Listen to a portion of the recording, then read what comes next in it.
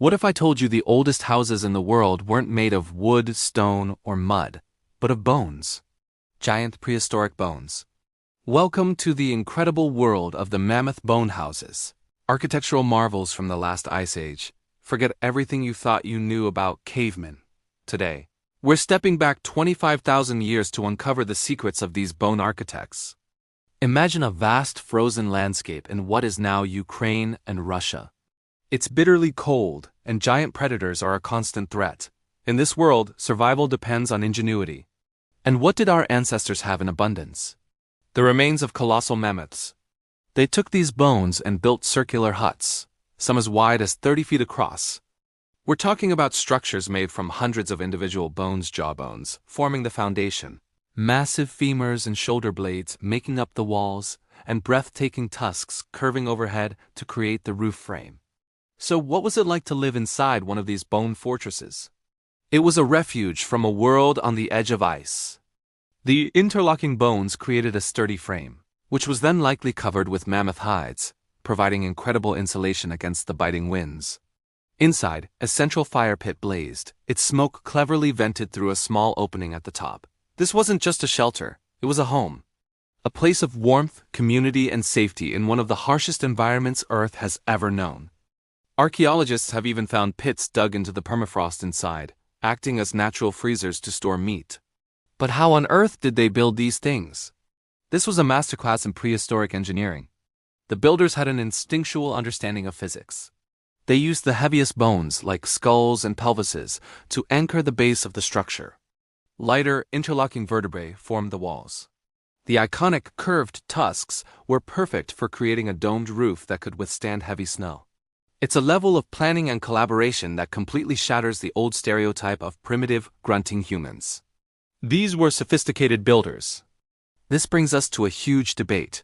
Were our ancestors epic mammoth hunters, or were they just clever scavengers? For a long time, we pictured heroic groups taking down these 10-ton beasts with spears. And while hunting definitely happened, new evidence suggests that many of these bones may have been scavenged from mammoth graveyards, natural sites where herds would die over centuries. Why risk your life fighting a mammoth when you could collect the materials from those that had already fallen? This makes our ancestors seem less like brute hunters and more like strategic resource managers. But were these structures just houses? Some archaeologists think they were much more. Strange patterns and objects found inside suggest these weren't just places to sleep. They've discovered bones painted with red ochre, pits filled with carefully arranged mammoth skulls, and even musical instruments carved from bone. This hints at a rich spiritual life. These bone houses may have been ceremonial centers, places for rituals for honoring the dead, and for connecting with the spirit of the mighty mammoth, the animal that gave them everything from food and tools to the very walls of their homes. The secrets don't stop there. The bones themselves are a time capsule. Scientists can now extract ancient DNA from the bone fragments and the soil inside these houses. This is like a prehistoric ancestry test, revealing who lived there, what they were related to, and how different groups migrated across the frozen plains of Ice Age Europe.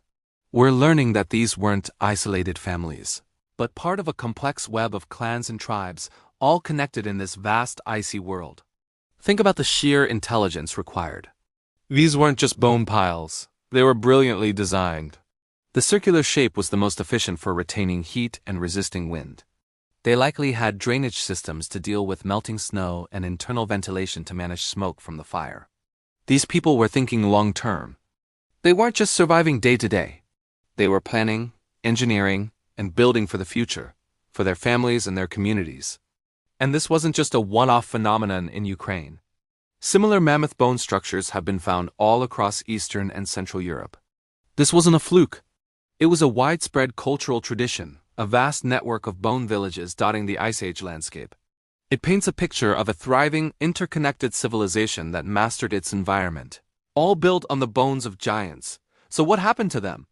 The fate of the mammoth bone builders is tied directly to the fate of the mammoths themselves. As the Ice Age ended and the climate warmed, the grasslands the mammoths depended on disappeared, and the great beasts went extinct. Without their primary source of building material, food, and fuel, this entire way of life collapsed. The bone houses were abandoned, left to be buried by time, their architects forced to adapt or disappear. These incredible structures completely reshape our understanding of early human intelligence. The people who built them 25,000 years ago were not primitive. They were artists, engineers, and community planners. They had complex social structures, rich spiritual lives, and the foresight to build lasting homes in a world of ice. The mammoth bone houses are a powerful testament to the ingenuity and resilience of our ancestors, proving that from the very beginning, we were builders. Thanks for joining us on this journey back to the Ice Age.